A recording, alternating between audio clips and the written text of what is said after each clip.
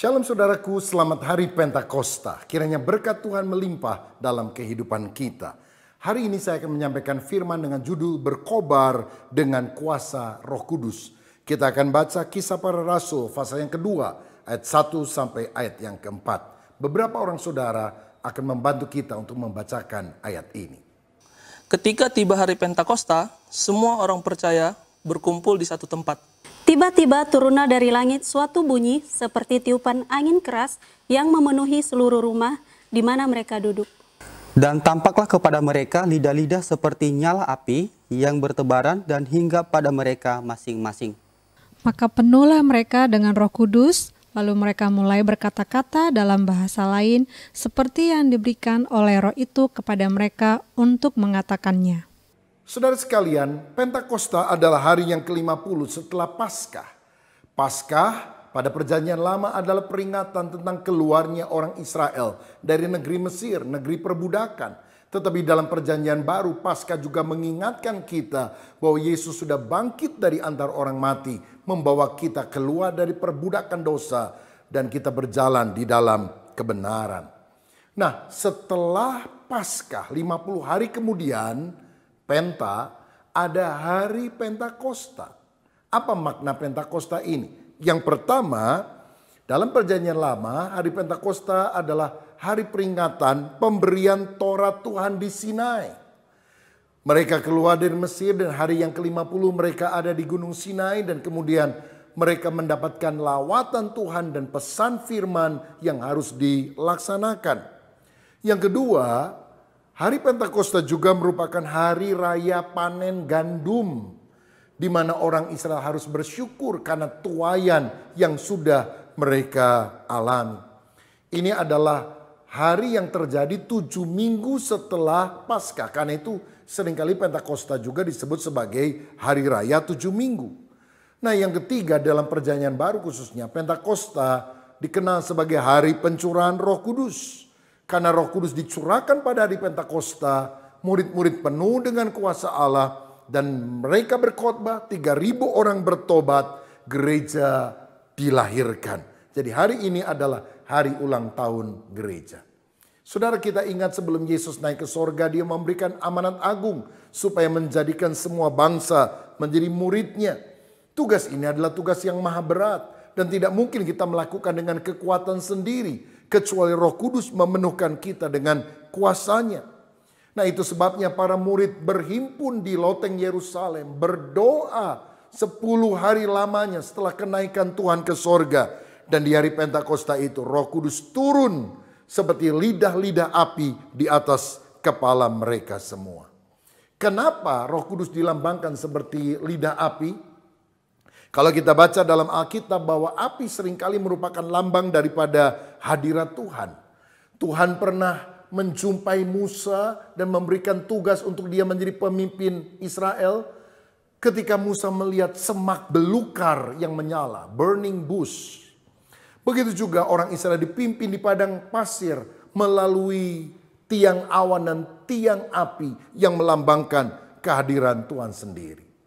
Nah, di dalam perjanjian lama kehadiran Tuhan itu nyata di dalam ruang maha suci, di mana ada tabut perjanjian dan Shekinah glory awan kemuliaan Allah ada di atasnya. Tetapi sejak hari Pentakosta, Roh Kudus itu tinggal bukan di dalam tabut perjanjian. Hadirat Allah itu ada dalam hidup orang yang percaya. Karena dalam 1 Korintus 3 ayat 16 dikatakan, tidak tahukah kamu bahwa kamu adalah bait Allah dan bahwa Roh Allah diam di dalam kamu. Nah, karena itu mari kita sungguh-sungguh mengalami Roh Kudus makin nyata dalam kehidupan ini. Nah, sekarang ada 3 makna yang harus kita alami ketika Roh Kudus itu seperti api dalam kehidupan kita. Yang pertama, api itu menghanguskan. Dalam Yesaya pasal 4 ayat 4 dikatakan, apabila Tuhan telah membersihkan kekotoran putri Sion dan menghapuskan segala noda dari Yerusalem dari tengah-tengahnya dengan roh yang mengadili dan yang membakar. Kalau Roh Kudus ada dalam hidup kita, dia akan membakar sampah-sampah dosa yang ada dalam hidup kita. Mungkin kesombongan, hawa nafsu, perkara-perkara yang jahat dibakar, disingkirkan. Karena Roh Kudus adalah roh yang menguduskan. Dia tidak mau kita kompromi dengan dosa. Dia ingin menyucikan kita seutuhnya.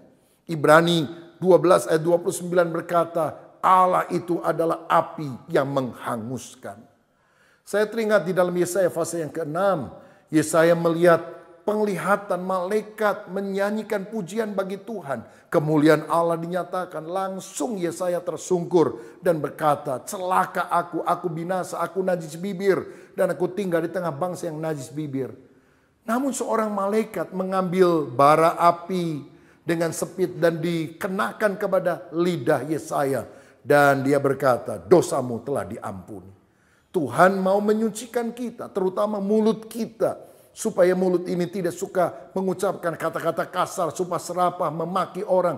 Tapi kata-kata berkat, kata-kata yang menguatkan orang lain. Nah, inilah fungsi pertama dari Roh Kudus sebagai api. Dia menghanguskan segala dosa kita. Sehingga kita bertobat, disucikan, peka akan dosa dan tidak mau lagi melakukannya. Karena kita memiliki hati yang takut akan Tuhan.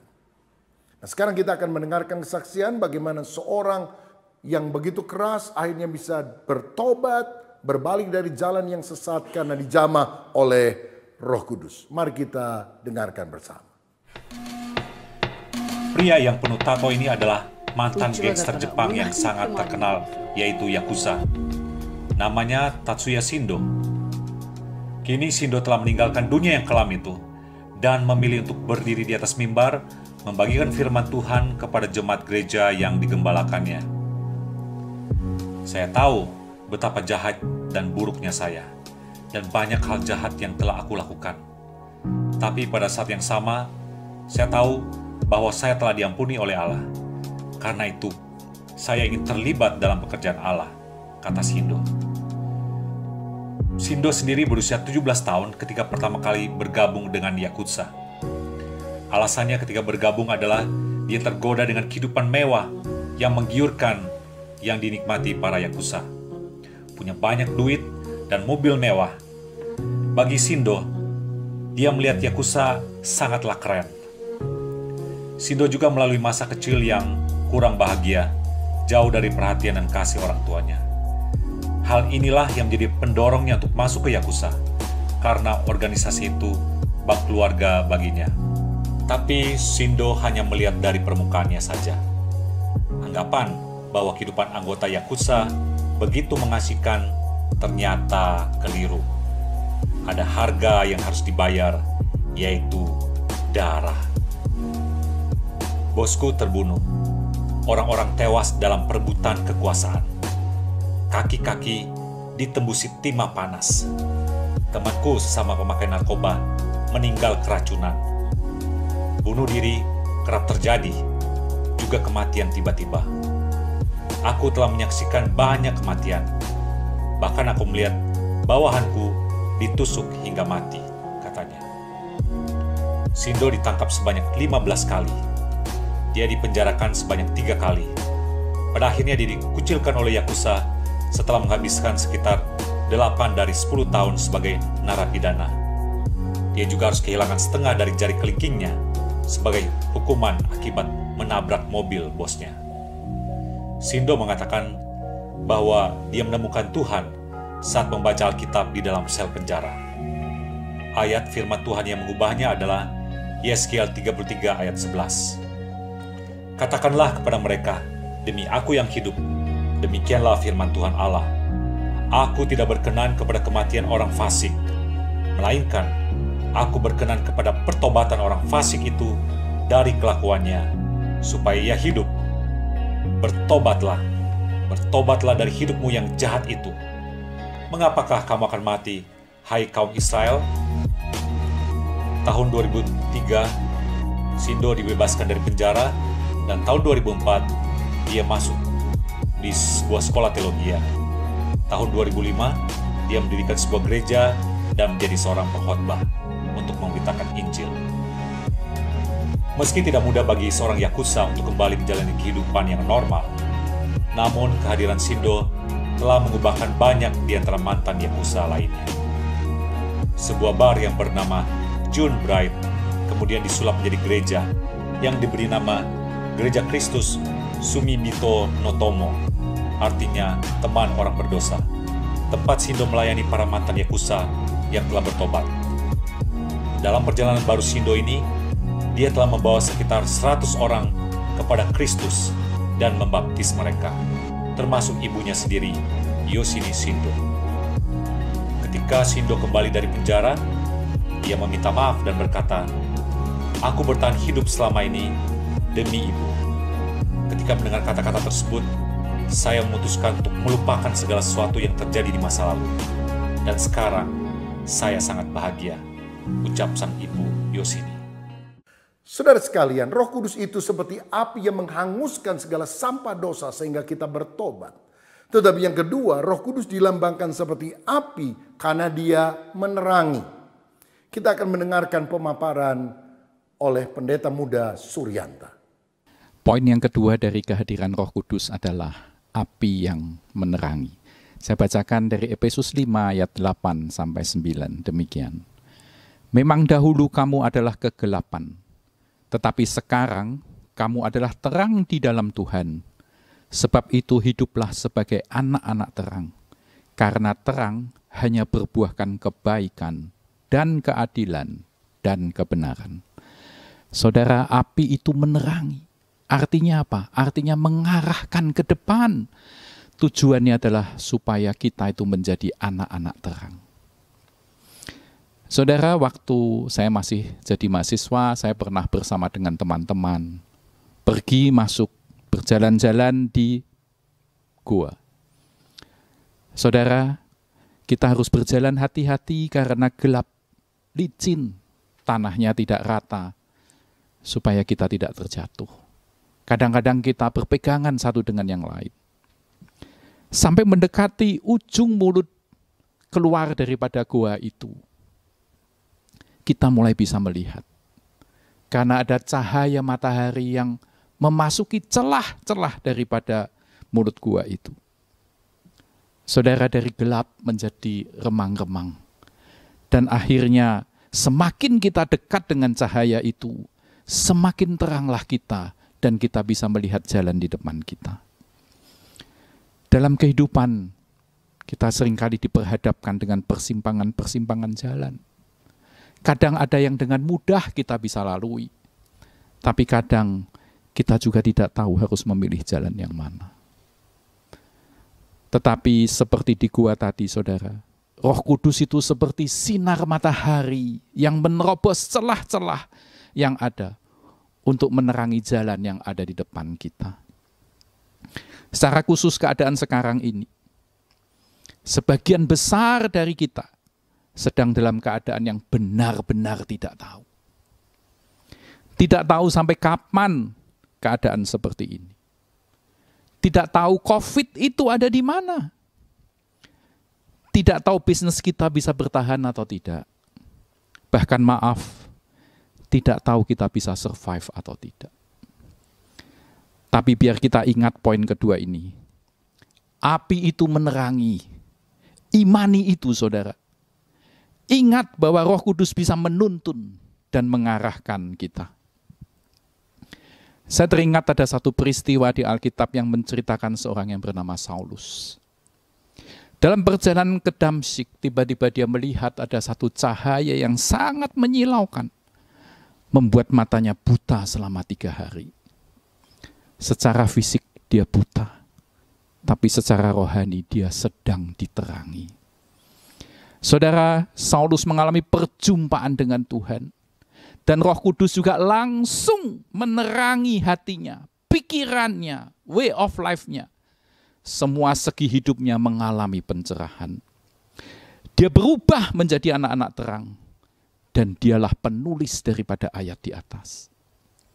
Saudara, dia bukan hanya menulis buat orang lain, tapi dia menulis karena dia sudah mengalami. Dan Saulus berubah menjadi Paulus yang penuh dengan kebaikan, keadilan, dan kebenaran. Demikian pula, saudara, selama berabad-abad Roh Kudus itu terbukti menerangi dan mewarnai dunia ini. Kita masih bisa melihat kebaikan orang-orang di tengah pandemi seperti ini. Kita masih bisa melihat keadilan dari mereka yang mau berbagi dengan sesama. Dan kita masih bisa melihat kebenaran yang tetap diperjuangkan tiada henti. Oh, terima kasih Roh Kudus, Engkau dikirim Bapa untuk tinggal di dalam hati kami dan menerangi hidup kami masing-masing. Saudara, bila ada yang sedang mengalami kekalutan hidup saat ini, saya berdoa agar mendapatkan pencerahan daripada Roh Kudus secara pribadi. Tuntun kami terus Tuhan, untuk boleh menjadi anak-anak terang. Tetap baik, tetap adil, dan tetap benar, baik bagi Tuhan maupun bagi sesama. Amsal 4 ayat 18 berkata seperti ini. Tetapi jalan orang benar itu seperti cahaya fajar, yang kian bertambah terang sampai rembang tengah hari. Jalan orang fasik itu seperti kegelapan. Mereka tidak tahu apa yang menyebabkan mereka tersandung. Amin. Puji Tuhan, api itu menghanguskan, api itu menerangi. Tetapi yang ketiga, api juga berkobar. Dan ini akan terjadi kalau orang hatinya diterangi oleh Roh Kudus. Dalam Lukas pasal 24 ayat 32, ketika hari kebangkitan Yesus, dan ada 2 orang murid yang berjalan ke Emmaus. Dan setelah mereka sadar bahwa mereka disertai oleh Yesus yang bangkit, beginilah yang dikatakan. Lukas 24 ayat 32, kata mereka seorang kepada yang lain, bukankah hati kita berkobar-kobar ketika ia berbicara dengan kita di tengah jalan, dan ketika ia menerangkan kitab suci kepada kita? Nah saudara sekalian, orang yang Roh Kudus diam di dalam hidupnya, dia akan berkobar-kobar. Dia tidak akan diam, tetapi dia akan bergerak, menyala, membara. Seperti 2 murid itu, dia langsung balik dari Emmaus ke Yerusalem untuk memberitakan bahwa Yesus hidup. Nah karena itu mari kita izinkan Roh Kudus membara, berkobar di dalam kehidupan kita. Berkobar dalam hal apa saja? Ada 3 hal yang kita mau pelajari. Yang pertama berkobar dalam doa, kedua berkobar dalam kesaksian dan pelayanan, dan yang ketiga berkobar dalam kemurahan. Saya mulai dengan yang pertama. Kita harus berkobar di dalam doa. Kebenaran ini akan disampaikan oleh Pendeta Yusuf Tarigan. Berkobar dalam doa. Kisah Para Rasul 4 ayat 24 dan 31. Demikian bunyi firman Tuhan. Ketika teman-teman mereka mendengar hal itu, berserulah mereka bersama-sama kepada Allah. Katanya, ya Tuhan, Engkaulah yang menjadikan langit dan bumi, laut dan segala isinya. Ayat 31, dan ketika mereka sedang berdoa, goyanglah tempat mereka berkumpul itu, dan mereka semua penuh dengan Roh Kudus. Lalu mereka memberitakan firman Allah dengan berani. Apakah yang dimaksud dengan doa? Bapak Ibu, doa bukan sekedar kata-kata, mulut komat kamit. Doa bukan sekedar panjangnya kata-kata atau kata-kata yang indah untuk didengar. Tetapi doa ialah hubungan pribadi kita dengan Tuhan. Untuk itu doa yang berkobar-kobar harus mengenal kepada siapa doa kita panjatkan. Beberapa prinsip doa jemaat mula-mula yang bisa kita pelajari dan terapkan di dalam doa kita. Yang pertama, jemaat mula-mula tidak mulai berdoa dengan menceritakan kesukaran mereka, tetapi mereka mulai dengan menyadari dan mengakui Allah sebagai penciptanya. Ayat 24. Kita ingat kisah Raja Hizkia di dalam 2 Raja-Raja pasal 19 ayat 15, di mana surat Sanherib ingin mengepung bangsa Israel, ingin mengepung Yerusalem. Raja Hizkia ketakutan, tetapi dia naikkan doa kepada Tuhan. Dia pergi ke rumah Tuhan. Dia tidak menceritakan, membeberkan masalahnya terlebih dahulu, tetapi dia mengakui keagungan Tuhan, mengakui kebesaran Tuhan, mengakui kedahsyatan Tuhan. Oleh karena itu, kita perlu lebih dahulu mengenal Allah daripada persoalan kita. Kalau kita memulai doa dengan menceritakan betapa besar kesulitan kita, maka besar kemungkinan isi doa itu sendiri akan melemahkan iman kita, membuat kita kecil hati dan putus asa. Kalau kita memulai doa kita dengan menyatakan kemahakuasaan Allah sebagai pencipta, maka kata-kata itu sendiri akan menguatkan iman kita.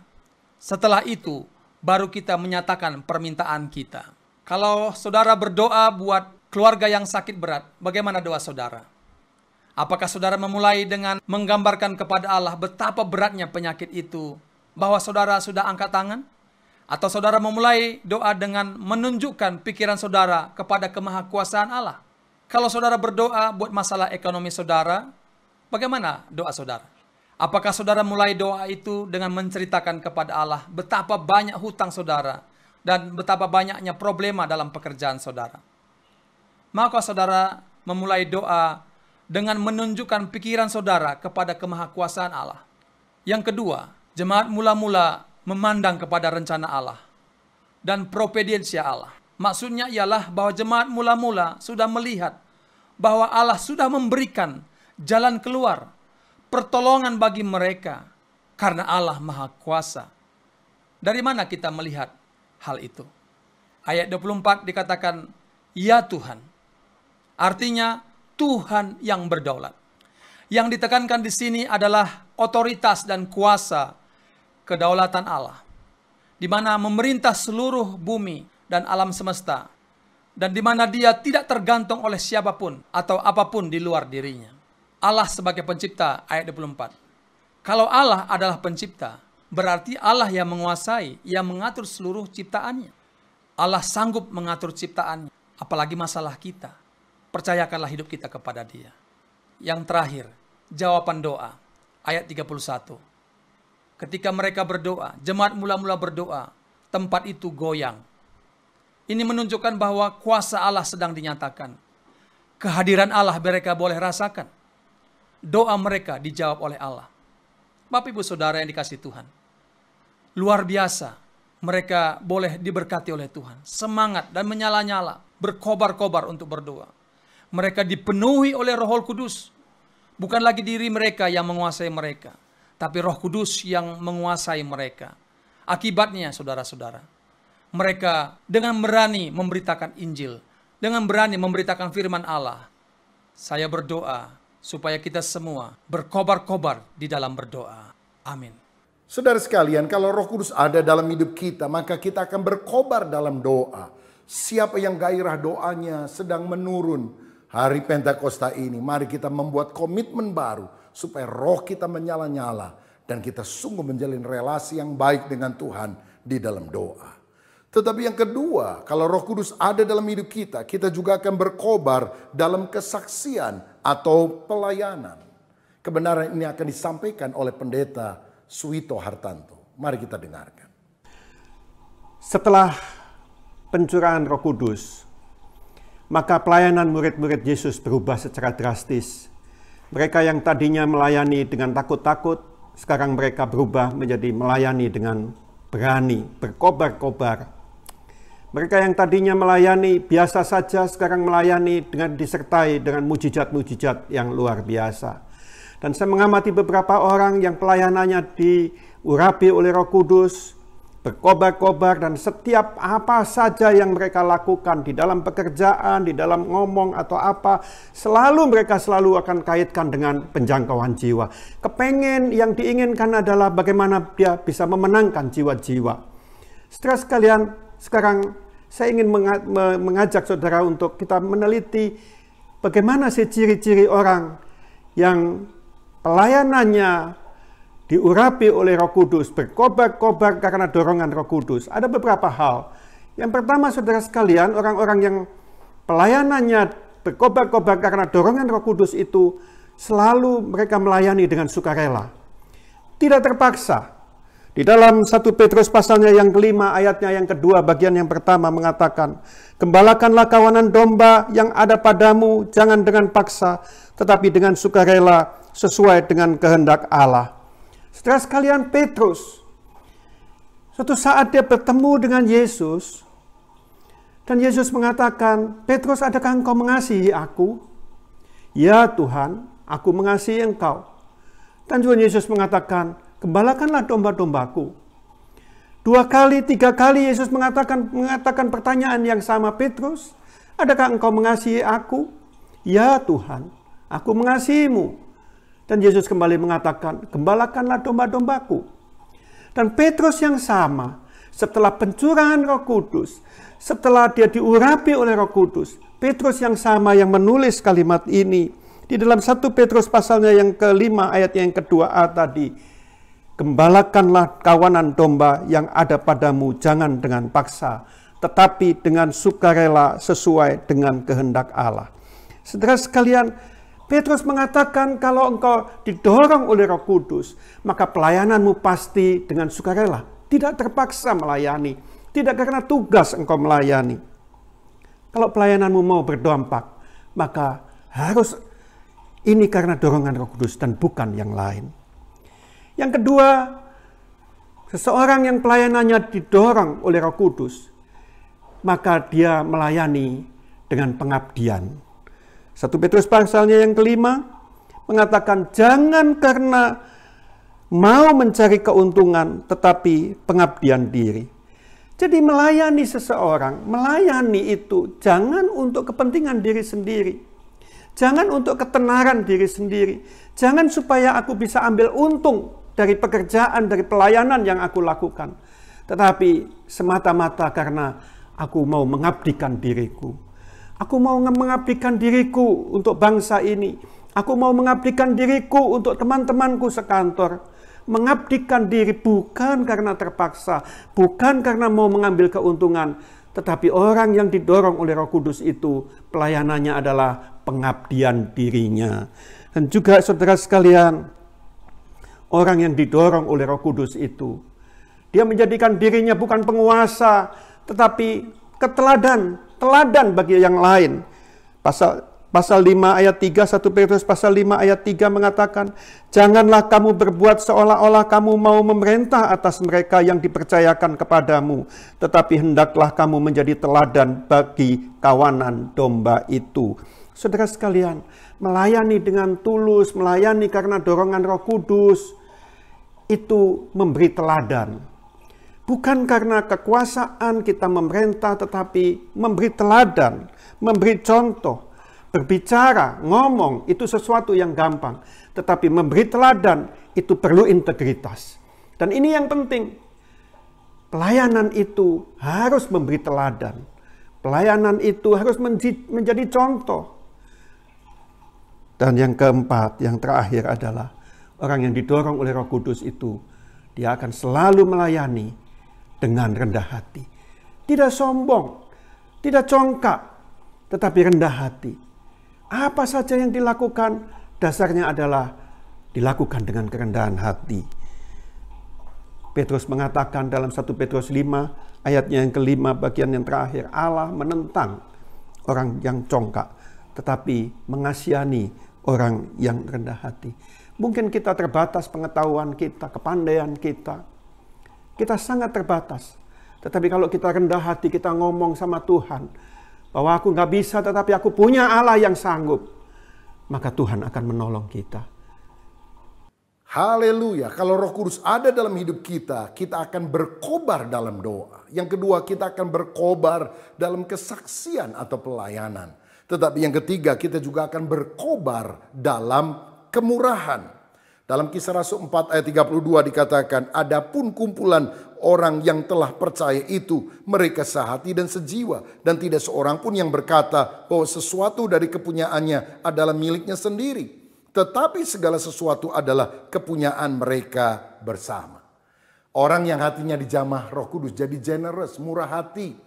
Seperti jemaat mula-mula, mereka menjual tanahnya, ladangnya, dan uangnya dibawa ke kaki rasul-rasul, lalu dibagi-bagikan kepada orang-orang yang membutuhkan. Saya percaya kalau Roh Kudus ada dalam hidup kita, buah Roh adalah kasih, buah Roh adalah kemurahan, maka kita menjadi orang yang generous. Saudara, hari-hari ini di mana COVID-19 sedang merajalela di seluruh dunia, Tuhan memanggil kita bukan hanya mengangkat tangan berdoa menyembah Dia, tetapi mengulurkan tangan untuk membantu orang-orang yang lain. Dan itulah tanda kita berkemurahan, tanda kita dipimpin oleh Roh Kudus. Saya mengajak kita untuk tidak hanya hidup memikirkan diri sendiri. Ya mungkin saudara bilang, saya juga kekurangan. Tetapi kita tidak memberi karena kita kaya raya.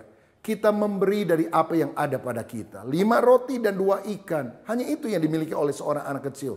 Tapi ketika dia berikan kepada Yesus, itu menjadi berkat. Dan bisa mengenyangkan 5.000 orang, bahkan sisanya 12 baku. Saya ingin mengajak saudara untuk melihat video klip tentang pelayanan sosial yang kita lakukan di Gereja Bethel Indonesia. Dan biarlah itu mendorong kita semuanya. Bukan hanya menonton, tapi juga terlibat di dalam pelayanan kasih ini.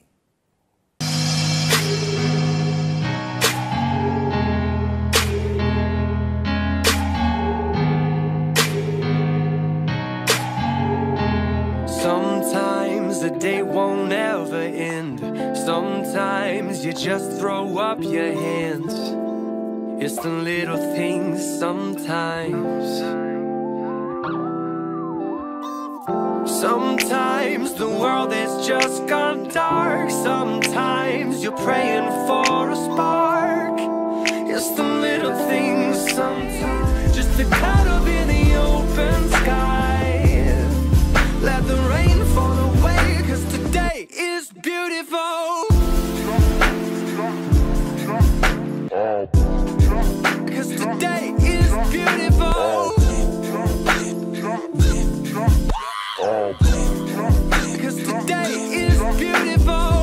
Puji Tuhan, di hari Pentakosta di mana Roh Kudus dicurahkan, mari kita juga minta agar kuasanya menjamah kita.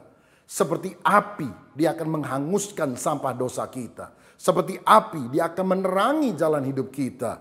Seperti api, dia juga akan berkobar dalam hidup kita. Sehingga kita bisa berkobar di dalam doa, berkobar dalam kesaksian dan pelayanan, dan juga berkobar dalam kemurahan hati. Apakah ada di antara saudara yang hari ini mau berkata, "Ya Roh Kudus, penuhkan hatiku dengan api-Mu, supaya aku tidak suam-suam kuku, supaya imanku bangkit, menyala-nyala untuk kemuliaan nama Tuhan." Dan ketika saudara berdoa dengan segenap hati, minta Roh Kudus dicurahkan, Roh Kudus juga akan hadir dalam hidup saudara. Tuhan memberkati.